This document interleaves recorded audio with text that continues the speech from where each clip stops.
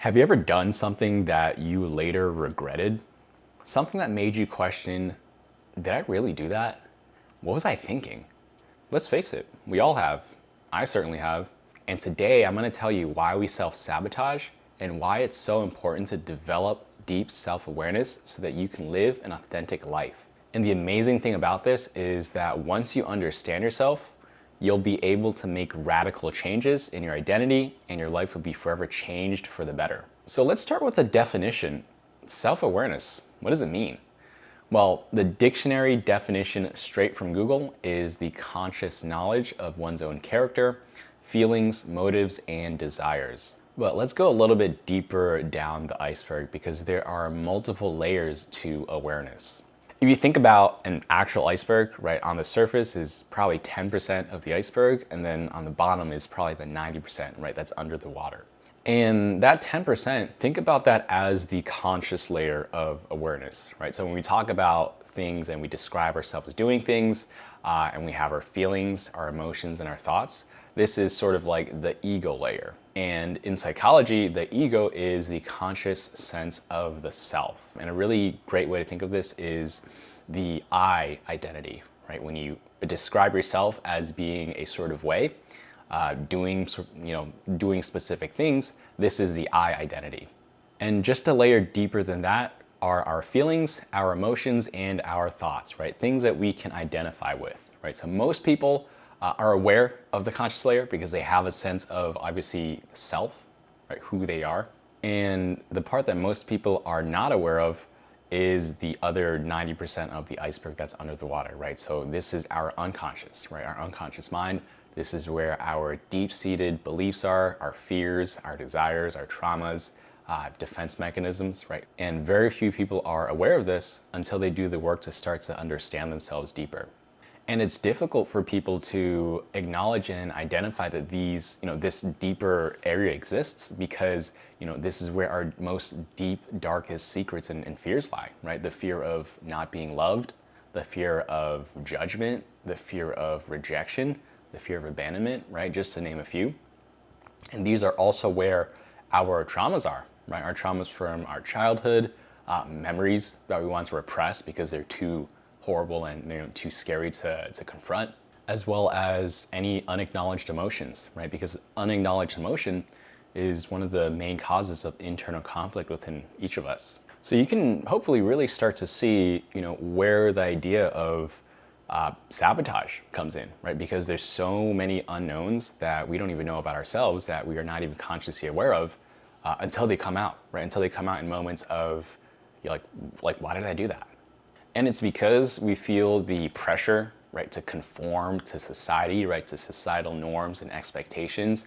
We have these different aspects of ourselves that are just, conditioned out of us, right? These shadow aspects, as Jung would describe them, right? Includes our sexuality, includes our drive for aggression and assertion, right? This is really primal stuff. A great way to think about it is just like stuff from our caveman days.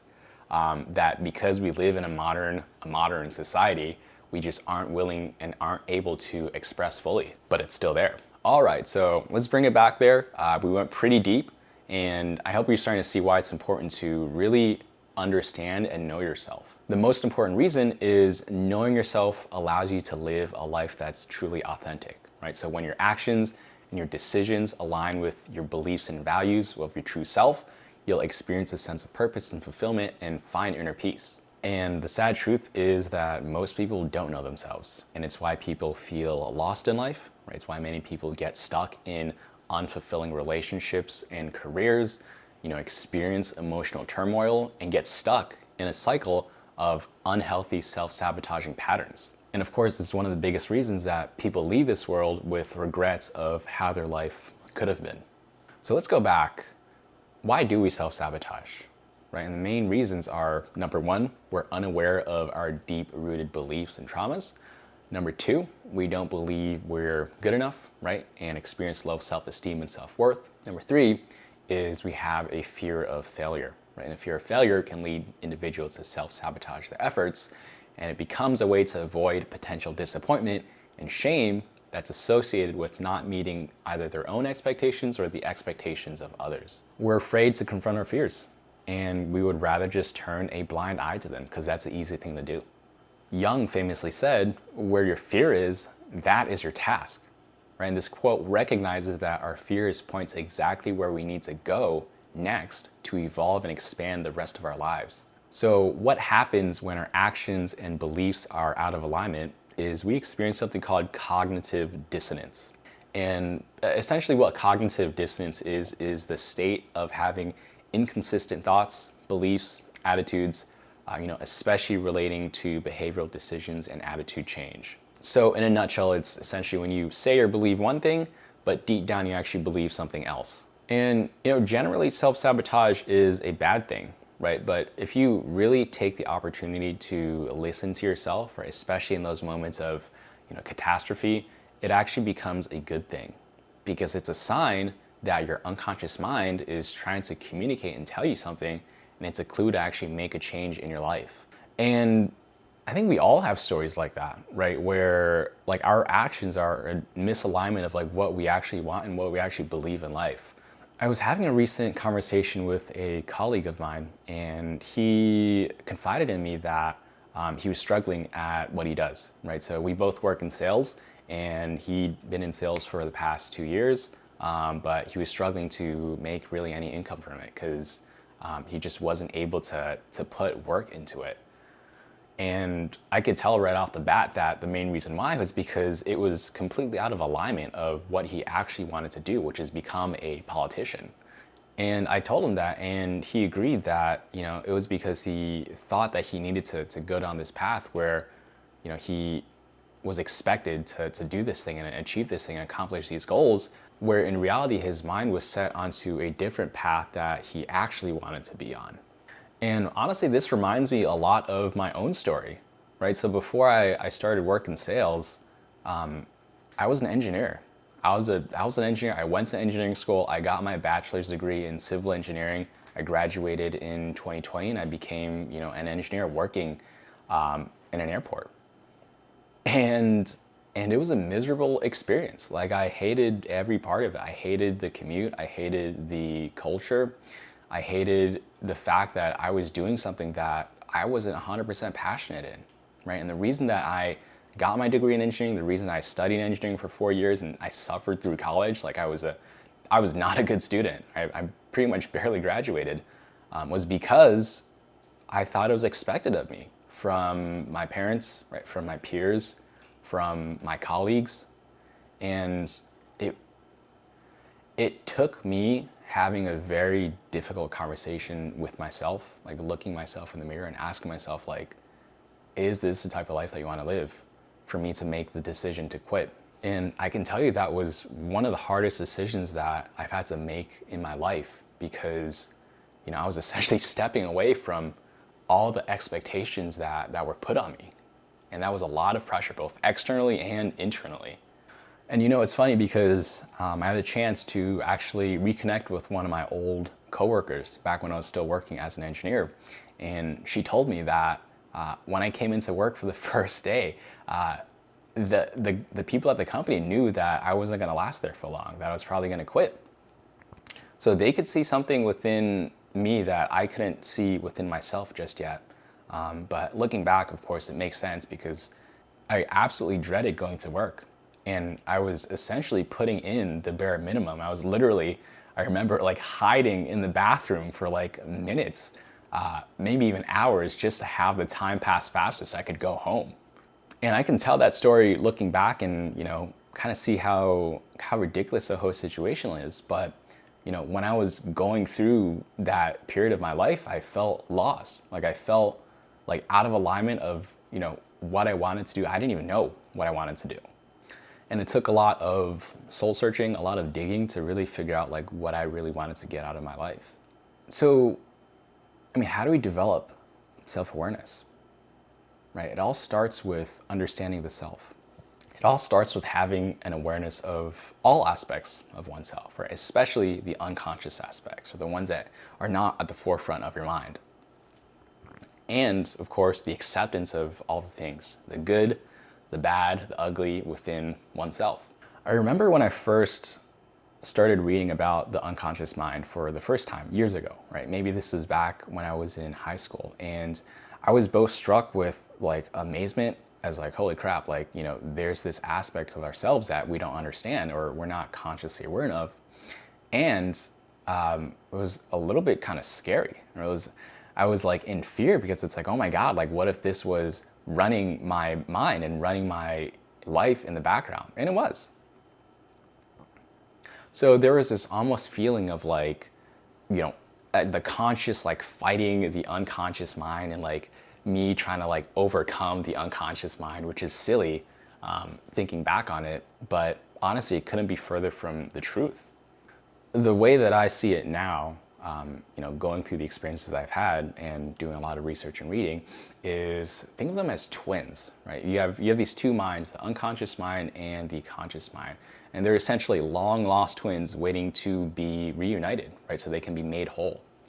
And I discovered this through, experimenting with psychedelics, specifically psilocybin, but there's a lot of different ways that you can learn this for yourself without, psychedelic substances. One of the most beneficial things for me has been therapy. Therapy has been one of the most important tools for my journey of discovering myself. It's literally like going to the gym for your mind, right? We take care of our physical body, right, by exercising, by taking care of our health. But mentally, there's not a whole lot of different ways to do that. But therapy is sort of like that realm where you can really just look deep within yourself and do a lot of inner work. I've alluded to this in my previous video, but a good therapist acts as a mirror to your own psyche, right? They're really able to ask you the right questions that allow you to reflect and really find those answers within yourselves, right? Because we all have answers within ourselves, right? It's all in there, but we need to just learn how to listen to ourselves. Dreams are also super important, right? Dreams are literally a window to your unconscious mind, right? A lot of people think dreams have no meaning, or they have a crazy dream and it's like, oh, what does it mean? But really they can reveal so much about ourselves that we don't even know about, right? Like our deepest fears and even parts of ourselves that want to be expressed. I'll actually give you a pretty funny dream that I went through recently, and I'm sure most, if not everyone, has had this dream at one point in their lives, right? So I woke up, it was a false awakening, so I was still in the dream, but I woke up and went to use the bathroom. I needed to use the bathroom really, really bad. And for whatever reason, I couldn't open the toilet on time, and I peed all over the place. Like I peed on the walls, I peed on the ceiling, I peed on the floor, and I just felt so out of control. And I was discussing this dream to my therapist, and he told me that dreams of losing control of your bladder, right, when you pee all over the place, is symbolic of shedding, right, symbolic of letting something go. And I thought to myself, like, oh man, like what am I letting go? And I started to realize what the dream really symbolized was the fear of me letting go, right? Specifically changing, right? So it was a fear of changing because this year I've done a whole lot of changing, right? I'm a completely different person than I was even just a month ago, right? So to a lot of my old friends, I would seem like a completely different person. And deep down, I was afraid that like, if I stepped into this new identity, what that would mean for my old relationships, right? Like, letting go of the relationships, or, feeling like I wouldn't be able to relate to my friends, right? Friends that I've had for 5, 10, 15 years.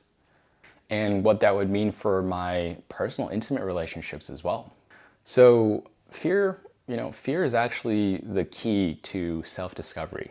So here's the trick, right? Using fear as a starting point, because what we fear is actually what we need to confront the most in order to grow.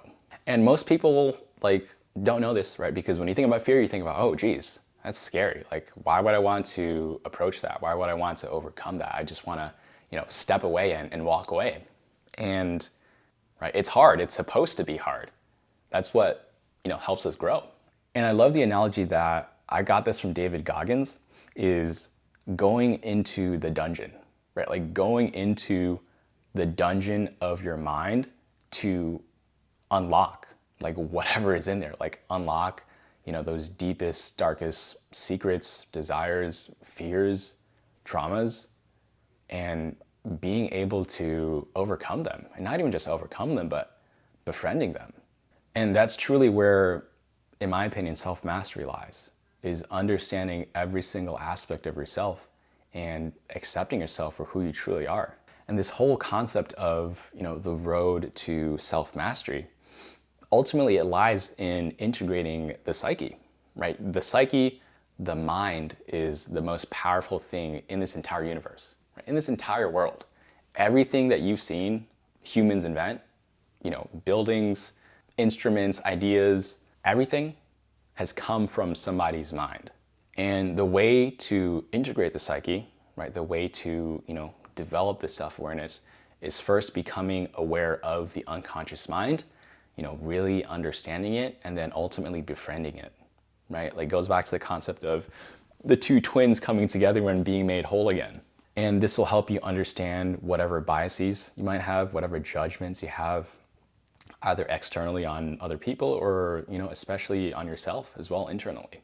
And authenticity comes when we are not afraid to confront ourselves anymore, right? We can begin to live an authentic life that's free from judgment and free from fear. And then we're finally free to break out of the mold of society and really begin to live life anew. And when people talk about breaking out of the matrix, this is what it is, right? Because the matrix is essentially just societal norms, conditioning that we've all gone through, right? Starting at an early age, and then being able to break out of that mold and being able to create, essentially a life on your own. And that's why it's difficult to find a lot of authentic people, because there are only a few that are willing to endure the hardship and suffering to really find themselves, to really break out of the mold. And I wish and I hope that you, my dear viewer, will take this journey to find your authentic self. So I want to end with some practical tips on how you can really start to do that, right? And I would say one of the principles that has always helped me is just getting comfortable doing uncomfortable things, right? Doing something each day that really pushes you. It doesn't have to be huge, but it should challenge you and move you out of your comfort zone. And what this does is it really starts to change your self-concept, because in your mind you think, oh, I just did something that's sort of hard. Like, what else am I capable of? What else can I do? Like, how much more can I learn about myself by doing things that are hard? And a great practical way to do this is through exercise, right? So as you guys know, I'm a big fan of David Goggins. He puts himself through a lot of physical suffering to, really understand himself. Because when you push yourself, push your body and push your mind to the limit, you really start to see, what the inner workings are, what kind of things you tell yourself, what kind of beliefs that you hold. And not to say that you need to destroy your body, in the way that he does, but it is a good way to just push yourself and challenge yourself and see what you're capable of. I remember my own fitness journey from being a scrawny, small kid, skinny kid that used to get bullied, and really taking control of my fitness and physical health, and becoming a lot more confident, right? A lot more self-assured, a lot more grounded, just in the way that I look and I feel. Therapy is really amazing, and honestly, anything that gives you space for self-reflection. So meditation is great. Taking out external stimulus and just being by yourself and just digging deep and really, seeing what comes up in your mind, right? I enjoy doing sensory deprivation tanks, where you literally go into a dark kind of room in this tub where there's no lights, there's no sound, there's no nothing, and you just lay there and float, and you've got nothing but your thoughts. And of course, like, always challenging your own thoughts, right? Challenging your own beliefs, especially the ones that, we take for granted, right? The ones that are passed down by us, by society, right? By our parents, by our primary caregivers, that we don't really question because, it's been in us for so long, but really start to think like, do I actually believe that stuff? Or do I, believe it because it's just something that I grew up with? So self-knowledge is the key to, all personal growth and transformation. And only by knowing yourself can you live your most authentic life and really become the best version of yourself. It's within is where the self-alchemical process starts, and you begin to really uncover your inner gold. And, by God, there is so much inner gold waiting to be discovered. That's all I have for you guys today. Let me know which topics you'd like to see me cover in the future on this channel, and I hope you guys have a great day. Peace.